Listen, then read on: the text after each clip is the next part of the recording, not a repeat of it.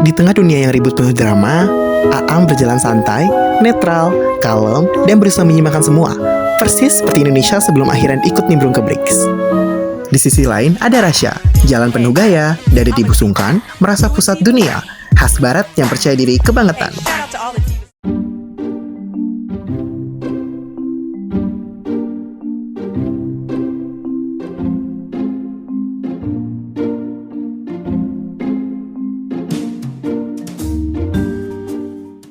Indonesia itu ibarat kayak kita yang ngerjain tugas kelompok sendirian, tapi selalu nulis nama paling akhir. Katanya aktif sih di Indonesia, tapi malah aktif nungguin chat dari negara-negara maju. Malah dilihat doang lagi sama negara-negara maju.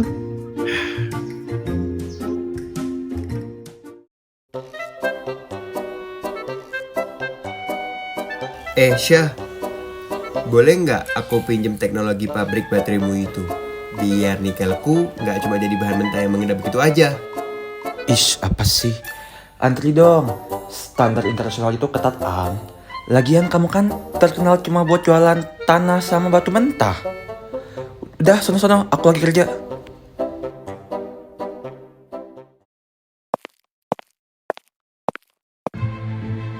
Sampai akhirnya Pak Prabowo sebagai Presiden Indonesia itu sadar asimetri kekuasaan itu nggak bisa dilawan pakai sabar doang.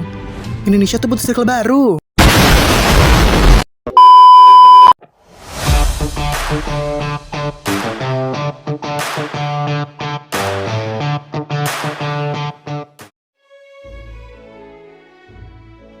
Capek nunggu diri doang.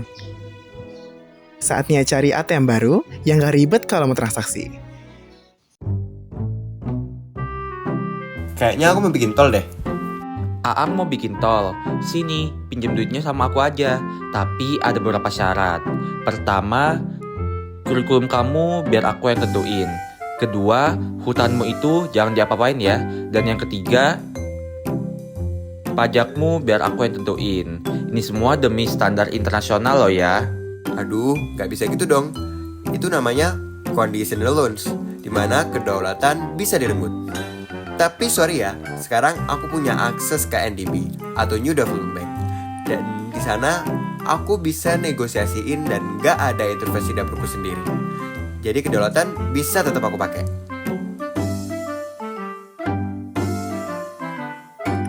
Kalau kata buku HI, ini namanya akses finansial alternatif. Tapi kalau di tongkrongan sih kita nyebutnya, kalau kamu punya uang, gak selamanya kamu bisa ngatur tongkrongan.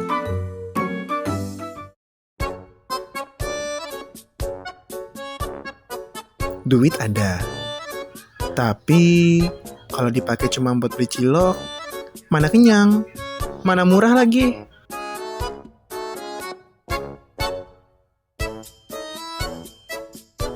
Ang, nikelmu jual murah ke aku aja ya. Jangan coba-coba bikin pabrik sendiri. Nanti aku laporin ke WTO loh. Itu kan langgar prinsip perdagangan bebas. Ada, itu mah bahas di kamu aja. Di sini aku malah salah. Nanti kalau di BRICS, circleku kayak India, Cina malah mau ngasih transfer teknologi ke aku. Bahkan mereka mau ngajarin aku bikin mesinnya. Dan ini yang namanya hilirisasi strategis.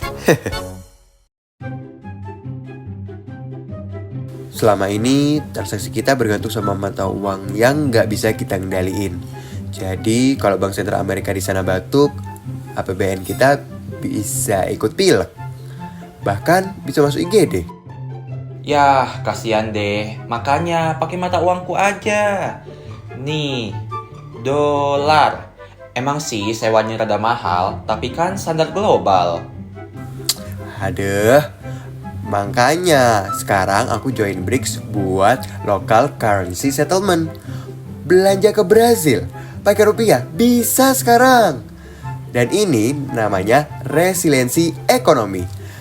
Biar kalau dolar naik, kita nggak jantungan.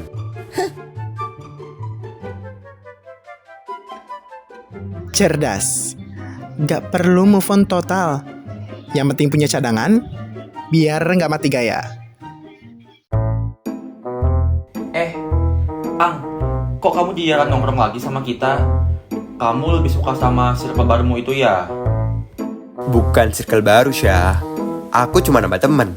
Jadi kalau kamu mau kerja sama aku, syaratnya harus adil. Dan sekarang aku punya bargaining power. Jadi kita setara sekarang. Inilah hakikat multipolaritas. Dunia nggak cuma punya satu lagi bos tunggal. Indonesia bukan hanya penonton sekarang.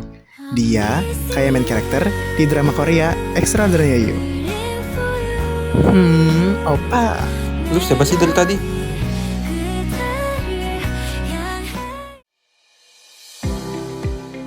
Jadi, BRICS itu bukan soal pindah kubu. Tapi soal menambah peluang dan nyali. Dulu kita sering bilang kita tuh terlalu kecil buat mengubah dunia. Tapi sekarang pernyataannya berubah. Bukan dunia yang kegedean, tapi kita yang berani berdiri sejajar. Jadi peluang apa saja yang bisa Indonesia dapatkan ketika masuk BRICS? Pertama, akses pasar yang lebih luas. Yang kedua, sumber pendanaan yang lebih fleksibel. Yang ketiga, hilirisasi teknologi. Keempat, terjadinya dedolarisasi. Yang terakhir, Indonesia dapat meningkatkan bargaining power-nya. Indonesia 2025 dari penunggu jadi penentu.